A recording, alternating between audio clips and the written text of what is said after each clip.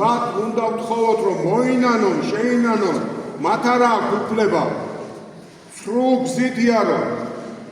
რადგან ნიჭი სულიწმიდის მოქმედება არ შეიძლება. უნდა მოკლა ამპარტავნება, უნდა მოკლა ურჩობა, უნდა მოკლა სიძულვილი, უნდა მოკლა უბედურება შენში, ეშმაკის მიერ მოტანილი. უნდა აღდგენ მტრეთი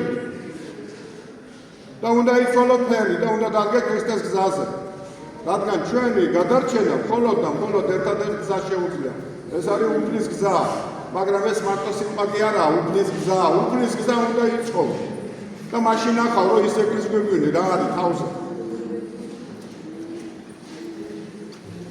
თორემ კიდევ ამბობ ეკლესიაში არავის ეგონო სასულიერო პირის სასაწყლური დაიკავა ანდა წიგნი წაიკითხა და რასაც იოანე ოქროპირი ამბობს ან ვასილ დიდი ამბობს ან თვათ გრიგოლ ღვთისმეტყველი ამბობს ის სიტყვები გაიმეორებს ან დაბადებაში რაც წერია ის გაიმეორებს და მაგას გონია მაგლაბარა ეგ არც ის განატეხი ან ეკლესიის სარკი არ არის რომელსაც ზეანათებს და იწყინა ისიც არ არის